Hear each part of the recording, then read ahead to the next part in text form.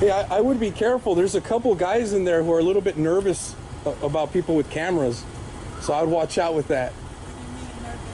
Well, some of the police were a little bit concerned that we had cameras and walking around the building, kind of checking out the landscape and taking photos of the. Well, it makes sense that they're nervous. It makes sense? Yeah. Why is it? Don't you think this is First Amendment protected activity? Well, it is, but you know, where you're at Las Vegas, and you have people scoping out certain buildings, especially after what happened at Mandalay. Right, right. You know, they have to be on their P's and Q's and pays close attention. But see, and that's the start with the fear campaign.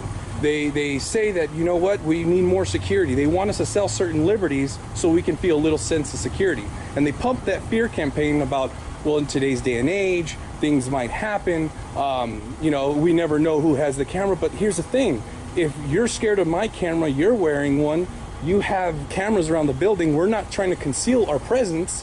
So what is there to be really scared of? Is it I don't think it's scary so much as security. Okay, but curiosity makes them come up to us. Around my house with cameras, I come out like, hey, what's going on? What you guys doing? But that's private property. This is public property. We, the people, are the owners of this property. My goal is to try to show the public that we shouldn't be scared of some of these officers. But some of the reactions that we've had from some of the officers are completely unprofessional. Now, they're allowed to watch us whenever they want. They can tap our phones. They can go to my house and watch my home, harass me at work, which they've done all of the above.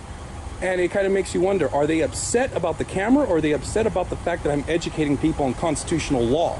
Marbury versus Madison said any law repugnant to the Constitution is null and void. So all these rules and regulations that they're passing are null and void. Why? Because they're contrary to the Constitution. All I'm simply trying to show is that, wait, we have to assert our rights. Otherwise, we're going to lose more liberties. You got cameras everywhere you go.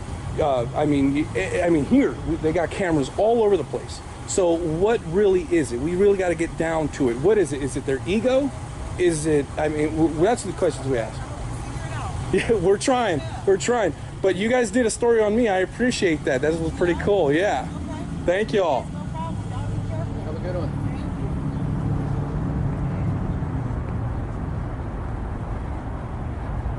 There you guys have it. You know, a reporter. You heard her? Yeah. You can understand their being nervous. Mm-hmm. It's like, well, wait a minute. Their nervousness can sometimes get a shot. Cops are nervous. Cops use that excuse all the time. I feared for my life. I was nervous. He reached for his waistband and I fired. It's a fear campaign. They pump this just every day. Look on the news. Guns. Bad people. October 1st. Mandalay Bay. Those are the key words that trigger us to do what they want. Pass a law. Let's get rid of bump stocks. Let's get rid of AR-15s. Maybe all the killing will stop. But if those who don't understand history, those who don't know it, don't understand that where there's a will, there's always a way. And if somebody wants to kill another human being, they will find a way to do it. It's happening in prisons. Prisons, no weapons are allowed, yet prisoners are dying every day. Boom, guys, again. Where else? What else are we going to hear this? You guys had it. You guys have it live right there. Go check it out. So I'm going to go ahead and wrap it up. Guys, thanks for watching. I hope you guys enjoy this video. Some of the interactions with law enforcement were a little bit negative. We're still trying to figure some things out. But we will stay positive and continue to preach the Constitution and exercise our rights. This is Joshua Martinez. One City Boys stand for freedom. Remember why we do this: God, country, and family.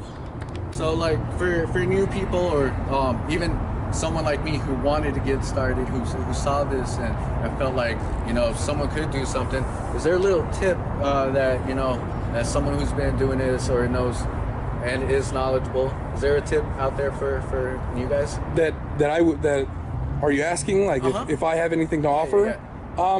Yeah, know your rights. Understand what you're doing isn't wrong. Don't do this with fear. Don't get scared. And I mean, even though that's hard to do, because they are quite intimidating, sometimes they can use words right back to make you feel that you are in fact breaking the law. But just remember, have good intent in your heart. Go out with the intent to educate, not to intimidate. that you only want to remind our rulers, just like our founding fathers said, what nation can keep its liberties if its rulers aren't reminded from time to time that the people preserve the spirit of resistance? How can you show that you still preserve that spirit of resistance?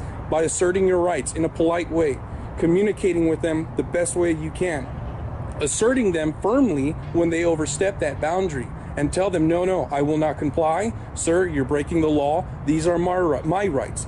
Learn your statutes, learn your federal case law, and I know a lot of folks out there disagree with some interpretations of the case law that I've provided. But here's the thing: a right is a right. This is what you have to understand. All rights derive from property. If you have no property, you have no rights.